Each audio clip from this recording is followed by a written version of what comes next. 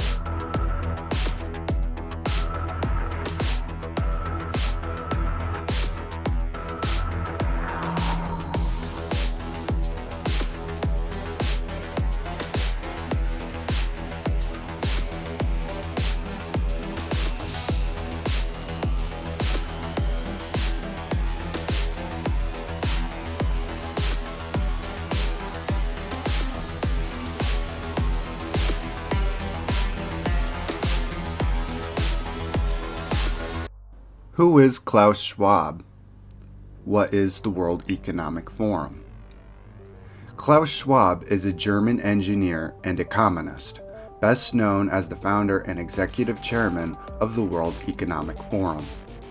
The World Economic Forum is an international non-government organization based in Switzerland and is established on a public-private partnership. The forum includes society's foremost political, corporate, banking, academic, scientific, and other leaders in shaping geopolitical, national, and industrial agendas. On October 10, 2016, the World Economic Forum announced the opening of its new Center for the Fourth Industrial Revolution in San Francisco.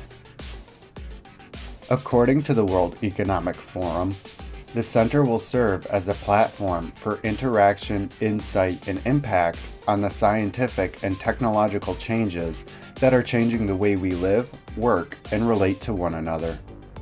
In October of 2017, the Johns Hopkins Center for Health Security published the SPARS Pandemic.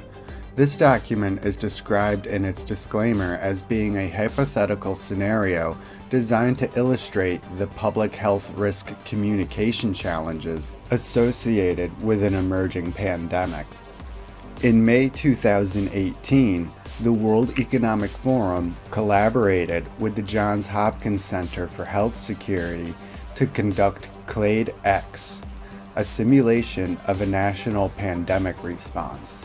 Specifically, the exercise simulated the outbreak of a novel strain of human parainfluenza virus with genetic elements of Nipah virus called CLADE-X. In October of 2019, the World Economic Forum collaborated with the Johns Hopkins Center for Health Security and the Bill and Melinda Gates Foundation on another pandemic exercise called Event 201, which simulated the international response to the outbreak of a novel coronavirus. This was 2 months before the COVID-19 outbreak in China became news and 5 months before the World Health Organization declared it a pandemic. It's a fair, reasonable, and well-documented assessment that the COVID-19 pandemic was a well-orchestrated and coordinated initiation of the Fourth Industrial Revolution by the World Economic Forum and their partners. Over the summer, the World Economic Forum, along with Russia's Sberbank and its cybersecurity subsidiary, Bizone, hosted a simulation called Cyber Polygon 2021, which simulated the digitalization trends largely sparred by the COVID-19 crisis.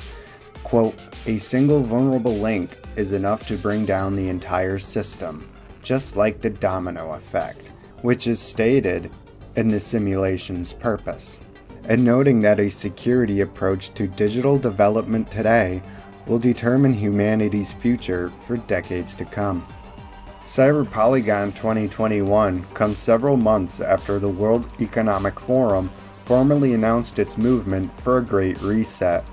To usher in this new and radically different system, the current system must somehow collapse in its entirety, and its replacement must successfully be marketed to the general public as somehow better than its predecessor. When the world's most powerful people, such as members of the World Economic Forum, desire to make radical changes, a crisis always seems to emerge, and they somehow always seem to have the solution. The World Economic Forum isn't spending millions of dollars hosting these simulations and flying their wealthy members from all over the world to participate because they're playing games. These people, the World Economic Forum and their partners, mean business, and they're not going to stop until they get their Great Reset. They're not going to let us go back to normal. They're building a worldwide corporate government, and they're just not going to stop until we stop them. We have to stop them. There are peaceful solutions, but we're running out of time. They are making serious moves against us, and we need to make serious moves against them, legally and lawfully, using our legislative and criminal justice systems. And don't be mistaken, this really is the most insidious threat humanity has faced since the Axis powers. They have the same agenda, they have some of the same tactics. They don't care about human life, and they transcend borders and nations. The World Economic Forum has amassed more wealth, power, and influence around the world than any nation on Earth in human history. Just look what they did with the coronavirus pandemic simulations, and then what they did with the coronavirus pandemic itself. And remind yourself of Cyber Polygon 2021 and what that simulation really entails, which is why I'm pressuring urgency on the World Economic Forum and their partners. Most people try to look at the coronavirus pandemic situation and make it a polarization, politicalization issue. It is about globalism versus sovereignism. I'm going to say that again. It is about globalism versus sovereignism. One more time. Globalism versus sovereignism. What is globalism? Well, globalism is the belief in world government. In the World Economic Forum's case, that would be the belief in corporate world government. What is sovereignism? Well, sovereignism is the belief to a nation's own sovereignty and its own rights. In the United States, we have a thing called individual sovereignty, where every individual is a sovereign entity unto themselves. That's what the Bill of Rights and the Constitution are all about. Whereas Klaus Schwab, the World Economic Forum, and their partners want to end individual sovereignty. I'm not making this video to be dramatic. I'm simply trying to warn people that if you want to retain your individual sovereignty, you're going to have to stand up to the World Economic Forum and their partners in some way. Otherwise, we will not be able to stop them, and within the next 5 to 8 years, their agenda will be accomplished. They will have their corporate world government. For the elucidationorders.com, this is Justin James, signing off.